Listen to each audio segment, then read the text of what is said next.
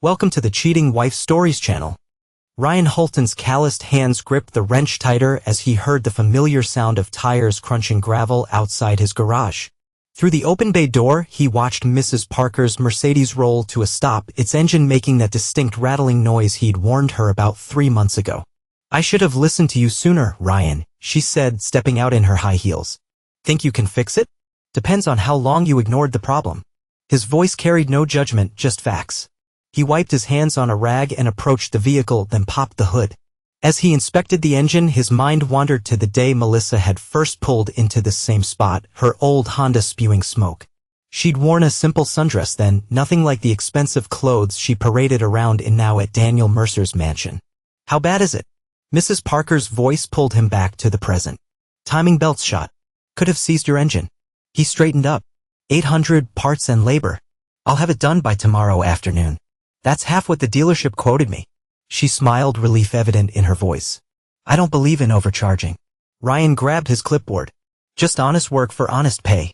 As Mrs. Parker signed the paperwork, the bell above the office door chimed. Milo, Ryan's German shepherd, lifted his head from his bed in the corner but remained silent, recognizing the visitor. "Hey, Ryan."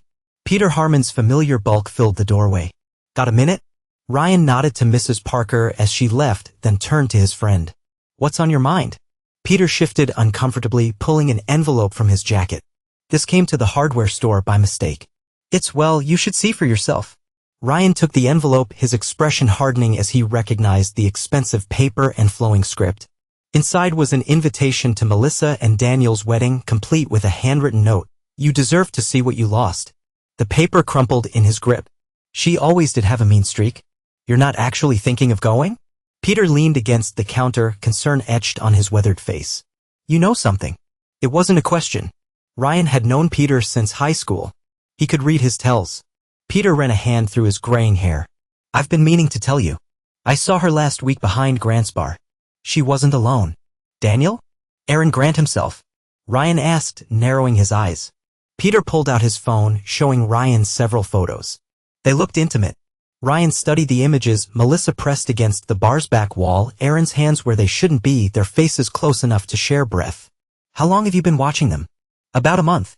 Started noticing patterns. She goes there Tuesday and Thursday afternoons, always leaves before sunset." Ryan's jaw tightened, but his voice remained steady. "Keep the photos? I might need them." "Ryan," Peter hesitated. "What are you planning?" "Nothing yet." He turned back to Mrs. Parker's Mercedes, grabbing his tools. But Melissa always wanted to be the center of attention. Maybe it's time to give her what she wants. The rest of the afternoon passed in a blur of oil changes and brake jobs. As the sun dipped below the horizon, Ryan locked up the garage and headed home, Milo trotting faithfully beside him. Their house sat on the outskirts of Evergreen Hills. Nothing fancy, just a simple ranch-style home with good bones and a solid foundation, unlike the mansion Melissa now called home. He remembered the day she'd left, her cruel words echoing in their kitchen. "I'm suffocating here, Ryan. You're so content with this mediocrity. Don't you want more from life?" "I want honest things," he'd replied. "Things I've earned." "Well, I want more. And Daniel can give it to me."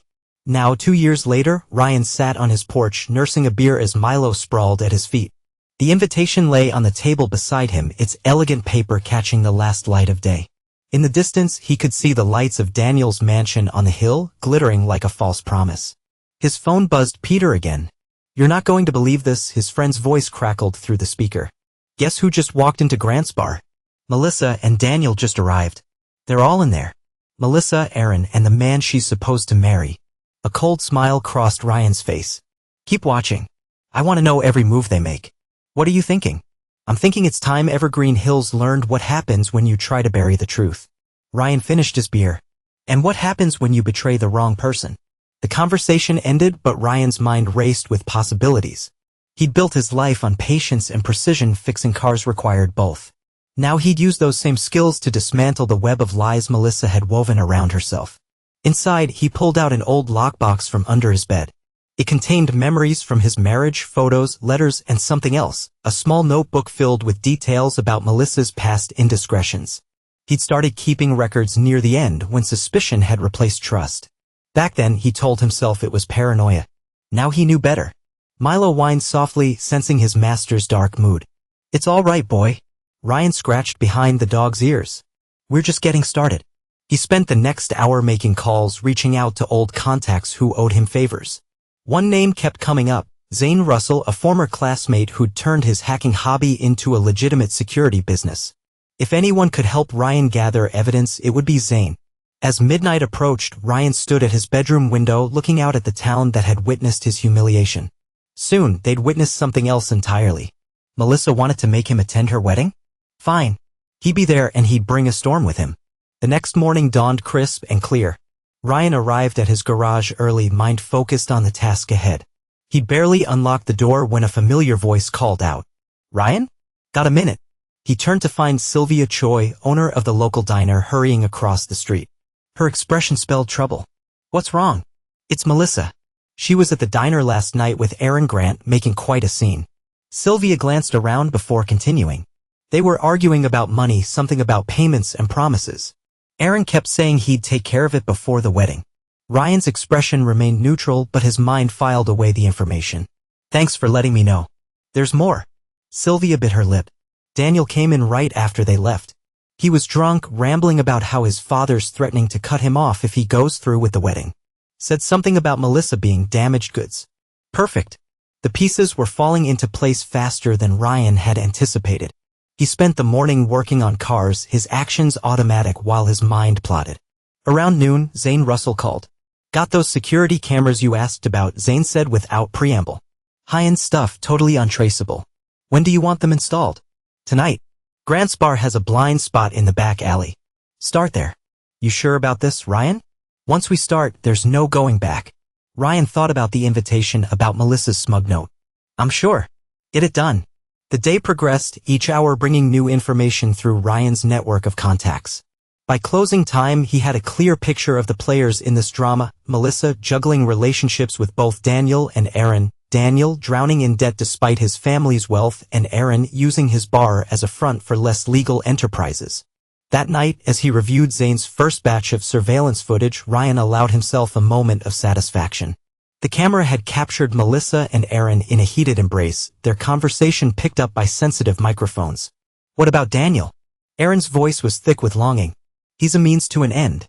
Melissa's laugh was cruel. Once we're married, his money is as good as ours, and Daddy Dearest won't be able to stop it.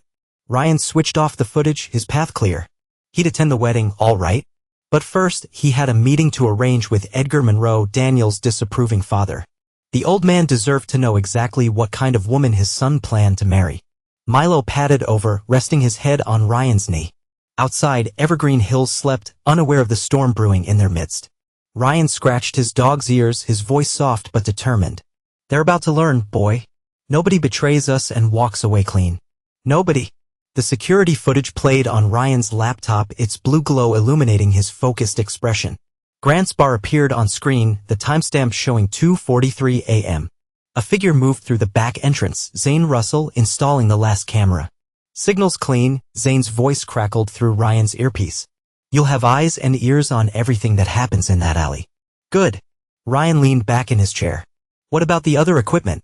All set. I've got feeds from the bar's interior cameras too. Grant's security system was a joke to hack. Zane chuckled. Want me to set up the remote access now? Do it.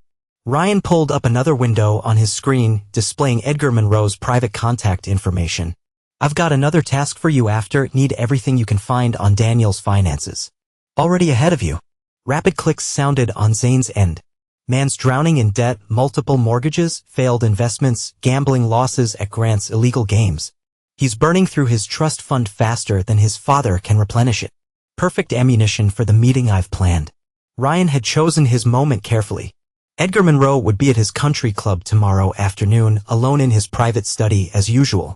The next day, Ryan dressed in a crisp button-down and slacks, looking every inch the successful businessman. He drove his restored '67 Mustang to the country club, knowing appearances mattered in this world of old money and older prejudices. The club's security recognized him. He'd maintained their fleet of golf carts for years. They waved him through without question. Ryan found Edgar exactly where he expected, nursing a scotch in his book-lined sanctuary. Mr. Monroe, Ryan's voice cut through the quiet. We need to talk about your son's engagement. Edgar looked up sharply, his weathered face showing surprise rather than anger. How did you get in here? Same way your future daughter-in-law gets into Aaron Grant's backroom. Ryan placed a manila envelope on the desk. The difference is I'm here to prevent a disaster. She's just creating one. Edgar's hand trembled slightly as he opened the envelope. Photos spilled out: Melissa with Aaron, transcripts of their conversations, bank statements showing suspicious transfers. Ryan watched the older man's face darken with each new revelation. These are authenticated? Edgar asked, voice tight. Everyone. Ryan sat without invitation. Your son's being played, Mr. Monroe. Melissa and Aaron have been planning this for months. They'll drain him dry, destroy your family's reputation, and disappear with everything they can grab. Edgar took a long drink, his knuckles white around the glass. Why show me this? Why not go to the police? Because you have more to lose than I do. Ryan's voice hardened. And because revenge tastes better when it's served by family. Hours later, Ryan sat in his garage office reviewing his plan. Edgar had agreed to help, not out of kindness but necessity. The Monroe family name meant everything to him, and Melissa threatened to tarnish it beyond repair. A knock at the door interrupted his thoughts. It was Peter, looking troubled. Aaron's guys are asking questions around town, he said without preamble. They're trying to dig up dirt on you. Ryan smiled coldly. Let them dig. My hands are clean. That's not all. Peter lowered his voice. They roughed up Timmy Cho at the diner when he wouldn't talk. Sylvia's pretty shaken up. Ryan's expression darkened. Timmy was just a kid, barely 17. Time to accelerate things. He pulled out his phone, dialing Zane. How fast can you get those cameras live streaming? Give me an hour. Why? Aaron likes to play poker. Let's show him what a real gambler looks like. That night, Ryan watched through the surveillance feeds as Aaron conducted his illegal game. The cameras caught everything: marked cards, rigged deals, cash changing hands under the table. Most importantly, they caught Melissa visiting between hands, whispering promises in Aaron's ear while his opponents lost thousands. Ryan compiled the footage meticulously, building a case that would destroy both Aaron's operation and Melissa's carefully constructed facade. But he wasn't ready to use it, not yet. First, he needed to ensure maximum damage. The next week passed in a blur of preparation. Ryan gathered more evidence, made strategic alliances, and watched as his targets grew increasingly paranoid. Aaron's thugs became more aggressive, pressuring locals for information about Ryan's activities. They didn't realize every threat, every act of intimidation just added to the evidence pile. Finally, it was time for Phase 2.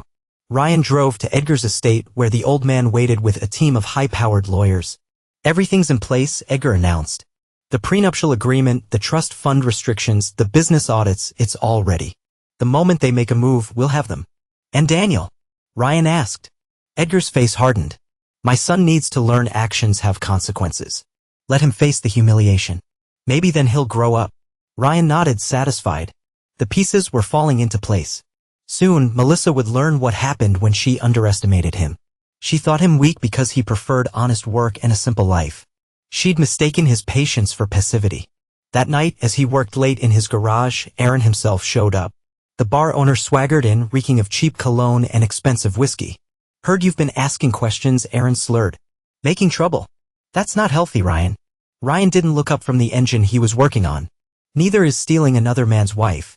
Melissa came to me. Aaron stepped closer, trying to intimidate. Said you couldn't satisfy her. Said you were too simple.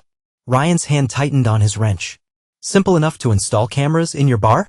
Simple enough to record every crooked game you've run? The color drained from Aaron's face. You're bluffing.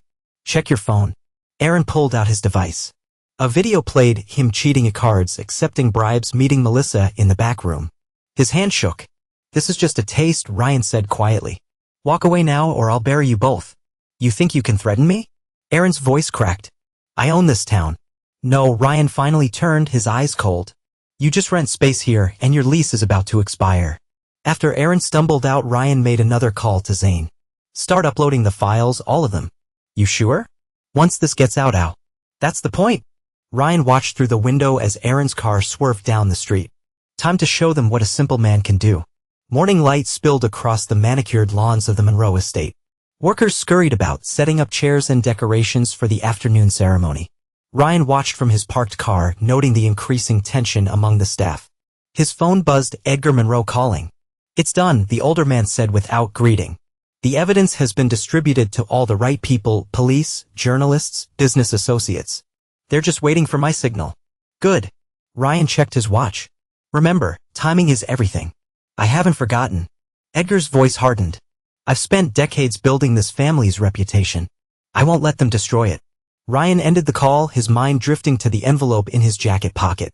Inside were copies of bank statements showing Melissa's offshore accounts, records of her meetings with Aaron, proof of their planned deception. Each document represented another nail in her coffin.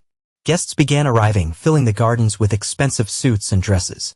Ryan recognized faces from his past, people who'd whispered behind his back when Melissa left him, who'd smiled at his humiliation. Today, those smiles would fade. He made his way to the garden gazebo where Edgar waited. The older man looked distinguished in his tuxedo, but his eyes betrayed his anger. The priest has been informed, Edgar muttered. He'll pause at the right moment. Ryan nodded, scanning the crowd. He spotted Peter near the back, ready to record everything on his phone. Zane had hacked into the venue's security cameras, ensuring nothing would be missed. The wedding march began. Guests stood as Melissa appeared, radiant in white. Ryan had to admit she played her part well. Her eyes widened slightly when she saw him, but she maintained her composure.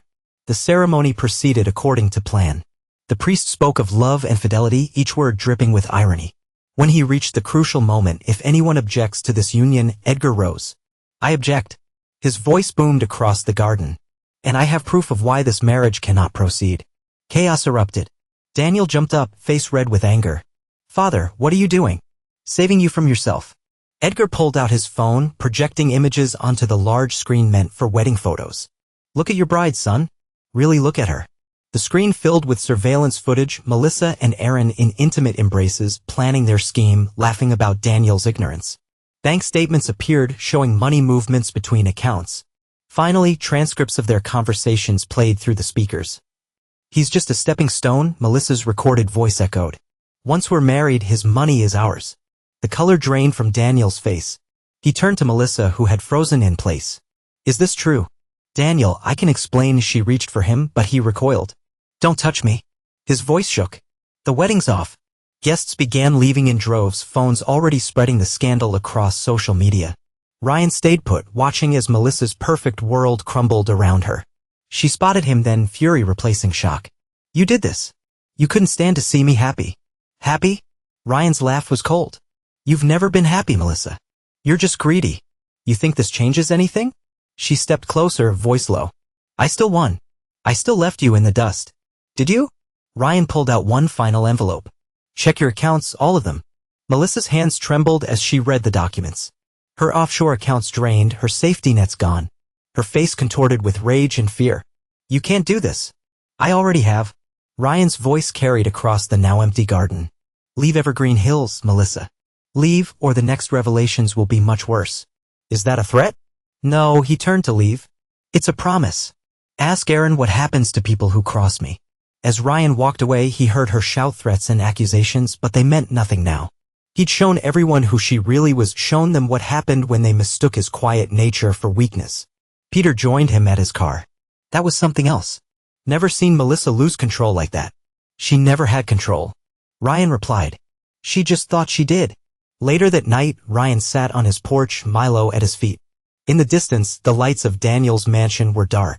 The evening news was already running stories about the scandal, about Aaron's illegal operations, about Melissa's schemes. His phone buzzed with a message from Edgar. Thank you. The family name is saved, even if my son hates me. Ryan didn't reply. His work was done, at least this phase of it. Melissa had learned what happened when you betrayed him, but the lesson wasn't over. Not yet. Milo lifted his head, ears perking at a sound in the distance. Ryan smiled, scratching behind the dog's ears. Don't worry, boy. We're just getting started. Ernest Grant's bar reeked of stale whiskey and desperation. Melissa slumped over her fourth drink, mascara streaking her cheeks. The wedding disaster had stripped away her polished veneer, revealing the bitter woman beneath. He'll pay for this, she spat, fingers tightening around her glass. That smug bastard thinks he's won. Aaron paced behind the bar, his usual swagger replaced by nervous energy. Keep your voice down. We need to think smart here. Think smart. Melissa laughed, harsh and hollow. Ryan destroyed everything, the wedding, my reputation, my future with Daniel.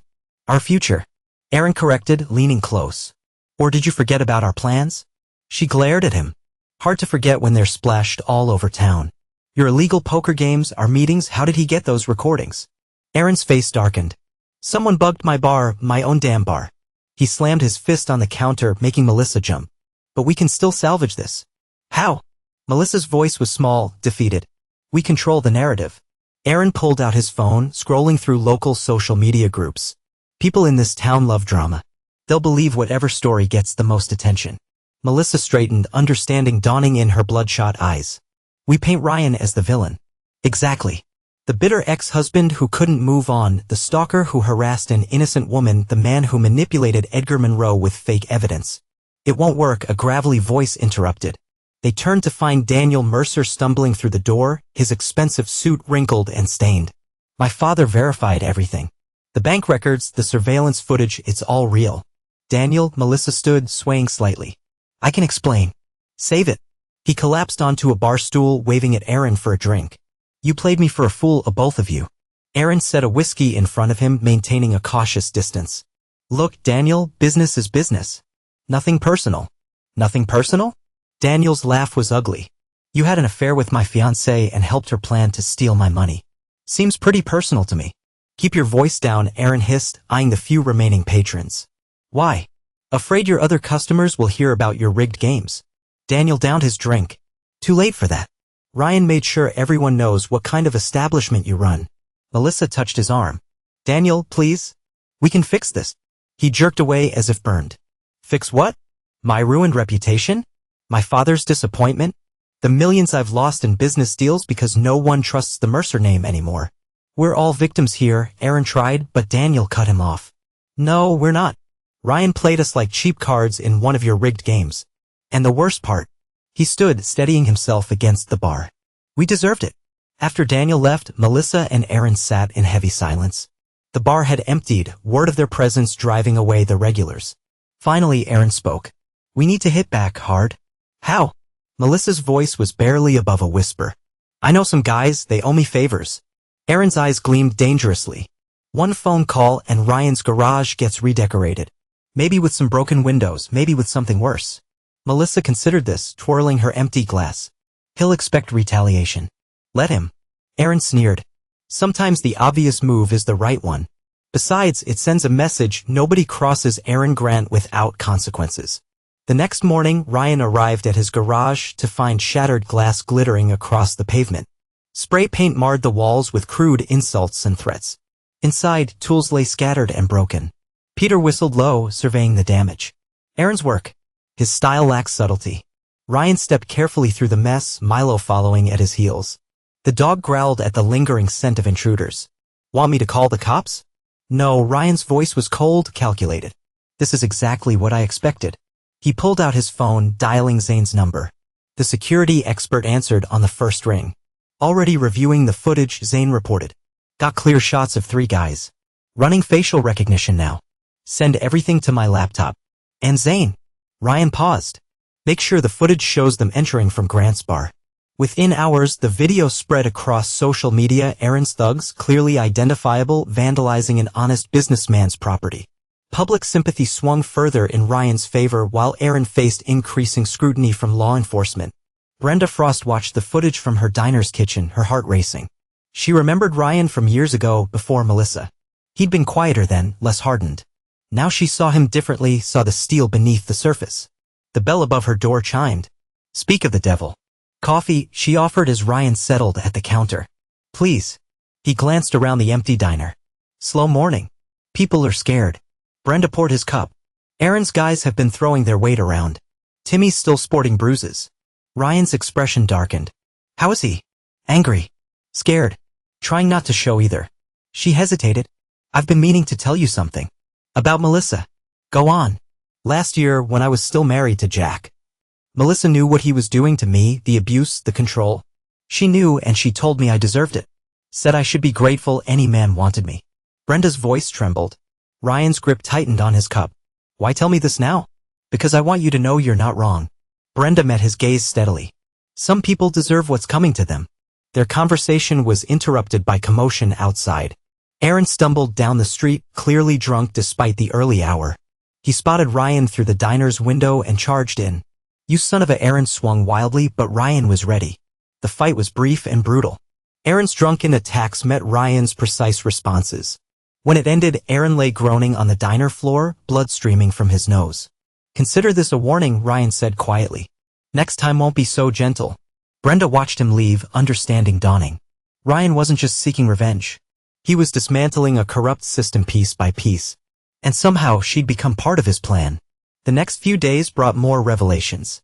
Anonymous tips led police to evidence of Aaron's illegal gambling operation. Health inspectors discovered violations at his bar. Tax auditors began investigating his finances. Melissa, meanwhile, spiraled further. Her attempts to salvage her reputation backfired as more people came forward with stories of her manipulation and cruelty. Former friends distanced themselves, leaving her increasingly isolated. Ryan watched it all unfold from his garage, now repaired and busier than ever.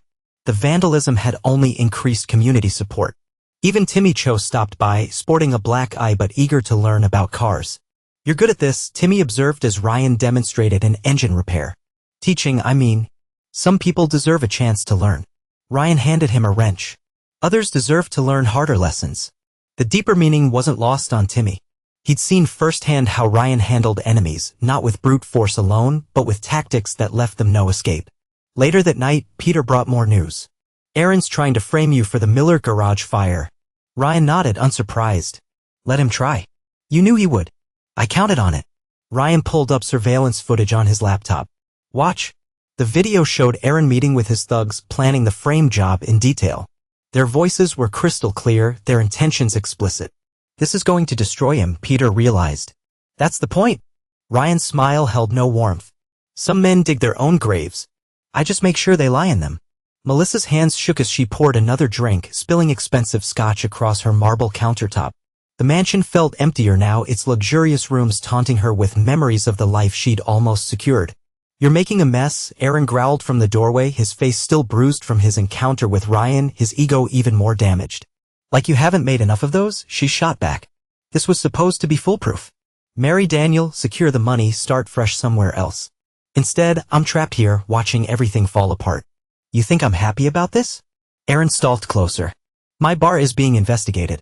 The poker games are finished. Even my regular customers won't look me in the eye anymore." "Per Aaron," Melissa mocked. "Worried about your precious reputation? At least you still have a business. I have nothing." Their argument escalated, voices echoing through empty halls. Neither noticed the small device blinking in the corner, another of Zane's cameras, recording every bitter word. Across town, Edgar Monroe sat in his study, watching the feed on his tablet. Ryan sat opposite him, both men drinking aged bourbon as they observed their targets self-destruct. "She's unraveling faster than expected," Edgar noted, his aristocratic features pulled into a frown. "And Aaron, he's dangerous when cornered." "That's the point." Ryan set down his glass. "Pressure reveals true character. They're showing exactly who they are." "Daniel won't speak to me," Edgar admitted. "He says I betrayed him by exposing the truth. He'll understand eventually. Some lessons hurt more than others." Edgar's phone buzzed, another crisis demanding attention. Ryan left him to his family duties, driving back to his garage where Brenda waited. She'd been spending more time there lately, bringing food and conversation. Today she looked troubled. "I need to tell you something," she said as Ryan settled behind his desk. "Before all this started, Aaron tried to blackmail me. He had photos of me meeting with Zane, threatening to tell you I was conspiring with my ex-husband." "I know." Ryan didn't look up from his monitors. "You think I didn't investigate everyone in my circle? The photos were staged. Aaron hired Zane to approach you, thinking he could use your past against us. Why didn't you say anything? Because you needed to choose sides on your own." Now he met her gaze. "Fear makes people predictable. Freedom to choose makes them reliable." Their conversation paused as movement on the bar feeds caught their attention. Melissa and Aaron had found paper and pen, scribbling notes. Another argument. Their fights had become public spectacles, recorded and shared across social media. Ryan watched each new video spread, understanding how humiliation could break even the strongest facades. Meanwhile, Aaron's desperation reached new heights. His hired muscle began targeting Ryan's allies. Peter's hardware store was vandalized. Zane reported attempts to hack his systems. Brenda received threatening phone calls. Ryan responded. Each act of intimidation was recorded, documented, and leaked to authorities. The out-of-town muscle found their criminal records exposed, their presence reported to parole officers. One by one, they abandoned Aaron, leaving him more isolated than ever. Melissa's charity gala was her last attempt at social redemption. She'd rented the mansion's ballroom to local organizations promising generous donations. The guest list included Evergreen Hills' most influential citizens, assuming any would show. Ryan watched the preparations from his garage, where Peter and Brenda helped coordinate their response. "Flyers are ready," Peter reported, holding up a stack of glossy papers. Each detailed Melissa's history of manipulation, complete with testimonials from her victims. "These'll hit hard," Brenda added. "Security?" Ryan asked. "Minimal," Brenda confirmed. "She can't afford professional guards anymore. Just a few of Aaron's regular thugs." "Perfect." Ryan checked his watch. "Remember the timing. We wait until the cameras arrive." The gala began at sunset. A handful of guests trickled in, mostly curiosity seekers and social climbers desperate for any invitation. Melissa played hostess, her smile brittle as she greeted each arrival. Ryan's team moved quietly through the crowd. Peter distributed flyers while Brenda engaged guests in quiet conversations, sharing personal stories of Melissa's cruelty. The whispers spread. Faces turned away, and within an hour, the ballroom began to empty. Melissa noticed too late. She rushed to stop guests from leaving, her composure cracking. "Please, you don't understand. These are lies." "Like you lied about helping me?" Brenda stepped forward, voice clear. "Like you lied to Daniel, to Ryan, to everyone who trusted you?" Reporters appeared, cameras rolling as Melissa's carefully orchestrated evening imploded. She spotted Ryan near the entrance, his expression cold and satisfied. You ruined everything," she screamed, mascara running. "No, Melissa." Ryan caught her wrist easily when she lunged. "You did that yourself." The scene played out across local news, the failed socialite's meltdown captured in high definition. But Ryan wasn't finished. As Melissa retreated to her mansion, Zane launched the final phase of their plan. "Offshore accounts accessed," he reported via phone. "Moving funds now." Ryan watched his laptop screen as millions disappeared from Melissa's secret accounts, money she'd stolen from various lovers, including Daniel, vanishing into untraceable donations to legitimate charities. Aaron arrived at the mansion an hour later, drunk and raging. "You stupid. You've destroyed us both." Their argument spilled onto the front lawn, recorded by dozens of phones. Aaron revealed their entire scheme, confirming every accusation Ryan had made. By morning, the videos were viral. Daniel, watching from a cheap motel room, finally understood the full scope of their deception. He called his father, voice breaking. "You were right about everything." Ryan received the news from Edgar with quiet satisfaction. The pieces had fallen perfectly into place. Aaron's bar faced closure, his illegal operations exposed beyond doubt. Melissa's reputation was destroyed, her wealth gone, her social connections severed. Brenda found Ryan in his garage that night, working on an engine despite the late hour. "It's done, isn't it?" "Almost." He wiped his hands on a rag. "They still haven't learned their final lesson." "Which is?" "That actions have consequences." Ryan's voice was steel. "And some debts can never be repaid." As if on cue, his phone buzzed with a message from Zane. Aaron had been caught on camera discussing plans to frame Ryan for arson. The evidence was damning, irrefutable. "Send it to the police," Ryan instructed. "All of it." The next morning, officers arrested Aaron outside his bar. The charges were numerous: attempted arson, conspiracy, assault, illegal gambling operations. His protests fell on deaf ears as he was led away in handcuffs. Melissa watched the arrest from her mansion's window, understanding finally hitting her. She was alone. No allies, no money, no future in Evergreen Hills. Her phone buzzed with a text from an unknown number. "Leave town. Never return. This is your only warning." She recognized Ryan's style, direct, unbending, final. Within hours, she was gone, leaving behind only echoes of her deception. Ryan stood outside his garage that evening, watching the sun set on a changed Evergreen Hills. Brenda joined him, her presence comfortable in the growing dark. "What now?" she asked. Now Ryan's smile held no warmth. Now they understand what happens when they mistake kindness for weakness. The town would recover, he knew, but it would never forget the lesson he'd taught them all. Betrayal carried a price, and Ryan Holton always collected his debts. The cabin stood isolated among dense trees, far from Evergreen Hills' prying eyes. Inside, Melissa paced the confined space, her clothes dirty and wrinkled. 24 hours had passed since she'd followed the trail of breadcrumbs Ryan had laid, documents hinting at hidden millions, coordinates leading to this remote location. Her phone lay useless on the table, no signal bars in sight. The windows, reinforced with steel bars, mocked her attempts at escape. Each hour stripped away another layer of her carefully constructed facade. Through hidden cameras, Ryan observed her deterioration from his garage office. Brenda stood behind him, watching the feeds with a mixture of horror and satisfaction. "How long will you keep her there?" she asked. "Until the lesson sinks in." Ryan's voice carried no emotion. 3 days should do it. The cameras caught Melissa's increasing desperation. She ransacked the cabin's sparse furnishings, searching for anything useful. She sat in a corner, talking to herself, jumping at shadows. "You're not worried she'll hurt herself?" Peter asked, bringing coffee. "The cabin's designed to prevent that." Ryan switched camera views. "Besides, physical pain isn't the point. This is about breaking her mind." In the cabin, Melissa's composure crumbled. Memories haunted her, faces of those she'd betrayed, lives she'd ruined for personal gain. Without distractions or escape routes, she faced her true reflection for the first time.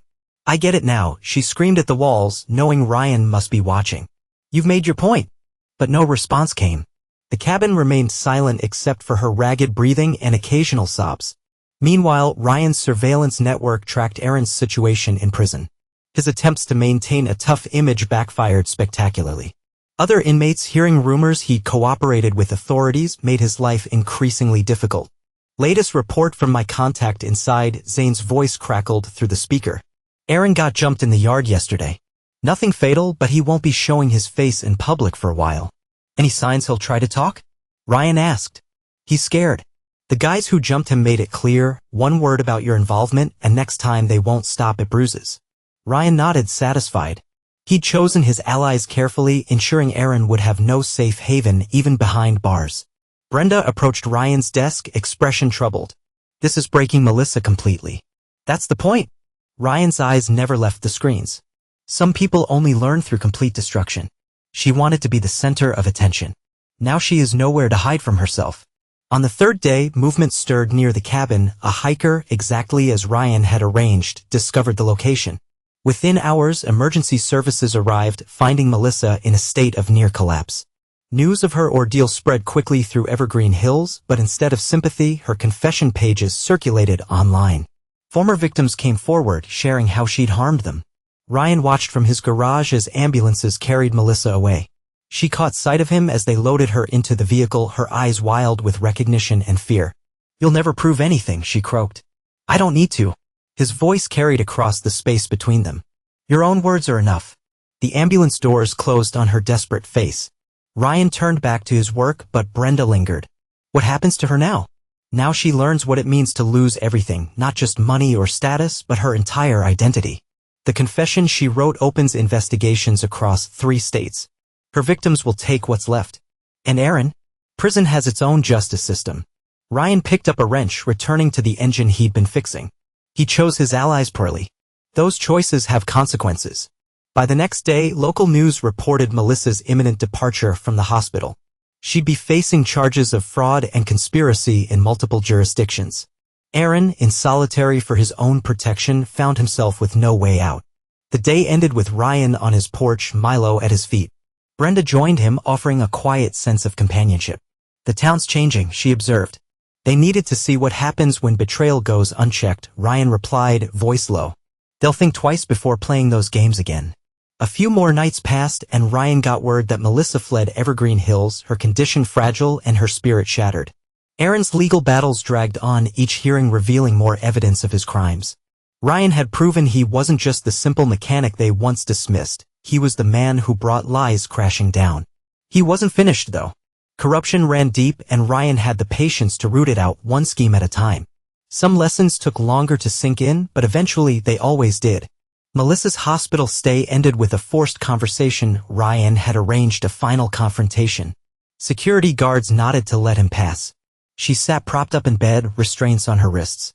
The sight of Ryan triggered visible panic. No, you can't be here." "But I am." He settled into the visitor's chair. "We need to discuss your future." "Future?" Her laugh bordered on hysteria. "You destroyed my future, my reputation, my money, my freedom. What else could you possibly take?" "Your delusions." Ryan placed a folder on her bed. "Your confession mentioned other victims. Police are very interested in speaking with them." Color drained from Melissa's face. "Those weren't confessions. I was hallucinating, desperate. Nobody will believe." "They already do." He opened the folder, showing her news articles. 5 investigations opened in 3 states. Your previous marks are coming forward eager to testify. You planned this, the cabin, the isolation. You knew I'd break. Everyone breaks, Melissa. The trick is making them shatter in useful ways. Tears streaked her cheeks, but Ryan felt no pity. He remembered her cruelty, her calculated betrayals, her joy in others' pain. What do you want from me? She whispered. Leave Evergreen Hills. Never return. He stood towering over her bed. If you do, next time won't be a cabin in the woods. It'll be somewhere much darker, much more permanent. She understood the implication. You wouldn't try me. He left her sobbing, passing nurses who pretended not to notice. Outside, Brenda waited in his car. How'd she take it? Like you'd expect, self-pity, denial, then fear. She'll run as soon as they release her. And Aaron? A message from Ryan's prison contact answered that question. Aaron had been attacked again. Nothing fatal, but the warning was clear. No place was safe. They drove back to the garage, where Peter waited with updates. Daniel's making a scene at clubs, hitting the bottle hard. Edgar's not sure what to do. Not our problem anymore, Ryan said. We did our part. Now he faces the fallout. In the following days, new revelations surfaced. Anonymous tips led to raids on businesses that had backed Aaron's operations. Corrupt local officials found themselves under investigation. Brenda watched it all unfold, marveling at how Ryan had orchestrated a thorough cleansing of their town. Evergreen Hills will never be the same, she murmured. That's the idea, Ryan replied. They needed to learn actions have consequences. Betrayal carries a price. The transformation of Ryan's garage into a community center took weeks of careful planning. What began as a simple training program expanded into something larger, a place where Evergreen Hills youth could learn trades, build futures, and escape the cycles of corruption that had plagued their town. Brenda watched Ryan instruct a group of teenagers in basic engine repair. His patience surprised her, though his standards remained exacting. You make one mistake here, he told them, it could cost someone's life. Precision matters. Attention matters. Everything you do has consequences. The lesson carried weight beyond mechanics. These kids knew Ryan's reputation, understood the deeper message in his words. Timmy Cho, now Ryan's official apprentice, helped demonstrate proper tool handling. His black eye had healed, but the memory of Aaron's thugs kept him focused, determined. Mr. Holton, a young voice interrupted. There's someone here to see you. Ryan looked up to find Edgar Monroe in the doorway, accompanied by Daniel. 90 days sober had changed the younger man. His eyes were clearer, his stance steadier. Class dismissed, Ryan announced. Timmy supervised the students' cleanup. They filed out, sneaking glances at Daniel, whose story had become a cautionary tale in Evergreen Hills. You've done amazing things here, Daniel said, surveying the converted space. Father told me, but seeing it. Why are you here? To apologize. To thank you. Daniel met Ryan's gaze. You could have destroyed me completely. Instead, you gave me a chance to see the truth. Truth is neutral. Ryan wiped grease from his hands. What you do with it determines your worth. Edgar stepped forward. We'd like to help fund the center's expansion. No strings, no control, just support for something good in this town. Ryan considered the offer. The Monroe's money could help more kids escape the darker influences of Evergreen Hills. But trust, once broken, required more than good intentions. 3 conditions, he said finally. First, the center stays independent. Second, all financial transactions are transparent, publicly available. Third, you both take active roles in mentoring these kids. Show them there's more than one path to success. Agreed. Edgar's relief was visible. Though after recent events, I'm not sure we're the best role models. Redemption has value too. Ryan's voice carried authority. These kids need to see that change is possible, that choices matter. They discussed details while Brenda monitored social media updates about Melissa. The former socialite had surfaced in another state, attempting to rebuild her life, but her confessions followed her, poisoning each new beginning. Aaron's situation proved equally grim. Prison had broken him completely. Reports described him as a shell, speaking to shadows, jumping at noises. Brenda found Ryan in his office that night, reviewing security footage from cameras across town. You're not stopping, are you? Would you respect me if I did? He met her gaze. Corruption doesn't end just because we took out 2 players. It takes constant vigilance, constant consequences. The town knows that now. He closed his laptop, but his mind continued plotting. Evergreen Hills had changed, but human nature remained constant. Someone would always test the boundaries, always think themselves exempt from consequences. Ryan would be waiting, ready to teach them otherwise. His garage turned community center stood as both promise and warning, a place where honest work was rewarded and betrayal was punished, where lessons once taught were never forgotten. Timmy Cho's success story inspired others, and each new student left with a deep appreciation for integrity. The Monroes kept their word, funding expansions while maintaining transparency. Brenda started teaching business management, sharing her story of overcoming abuse. In time, the community center grew into a technical institute. Ryan's name spread beyond Evergreen Hills, the mechanic who broke corruption's grip, who taught harsh lessons about loyalty. Some called him ruthless, others called him necessary. No one called him weak. 10 years later, Ryan Holton stood at the window of the Evergreen Hills Technical Institute, formerly his humble garage, now a state-accredited trade school. He watched students file in, drawn from neighboring towns by its reputation for excellence and uncompromising standards. "Mr. Holton?" Timmy Cho's voice carried the confidence of a man who'd learned from the best. At 27, he managed the automotive program. The new equipment for the advanced diagnostics lab arrived. "Any issues with the installation?" "None," Timmy said with a small smile. "I made sure they followed your specs exactly. Nobody wants to see your disappointment." Ryan nodded, recognizing the deeper meaning. His influence extended far beyond the institute. Evergreen Hills had transformed under his watchful eye, becoming a model of integrity in a region once known for corruption. Brenda Frost entered his office carrying financial reports. Their personal relationship had grown alongside their professional partnership. She'd expanded her diner into a successful chain, teaching business ethics alongside management skills. "Quarterly numbers are in," she reported. "The institute's placement rate remains at 98%. Employers know our graduates don't cut corners." "And the foundation?" Ryan asked. The Hayden Foundation, renamed from Ryan's business holdings to honor the memory of his mother, provided scholarships for victims of domestic abuse and financial fraud. It supported new beginnings while reminding people that betrayal had a price. "We've helped 32 families this quarter," Brenda said. 2 were special cases. Ryan understood immediately, victims of cons similar to Melissa's old schemes.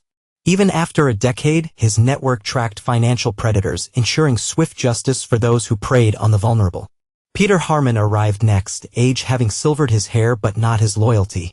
As head of security for both the institute and the foundation, he maintained Ryan's standards of vigilance. "Got some news you'll want to hear," Peter said, closing the office door. "Remember Maria Santos, the reporter? She was digging around about Melissa. Found her in Mexico City, living under the name Elena Torres, running small-time scams on tourists, until last month." Ryan opened the file Peter handed over, a police report. "What happened?" "She conned the wrong person, local cartel boss's nephew. They found her in the harbor 3 days later." Silence. Brenda's hand covered her mouth in shock while Timmy looked away. "Seems fitting," Peter added. "She never learned." Ryan's face remained impassive. "Justice isn't about satisfaction. It's about consequences. She kept making the same choices. So did the world around her." "And Aaron?" Brenda asked, though she likely knew. "Inmate records say he didn't make it." Peter hesitated. "Prison fight. They're calling it self-defense, but it sounds like an execution." A decade of peace hadn't lessened the town's memory of Aaron or Melissa.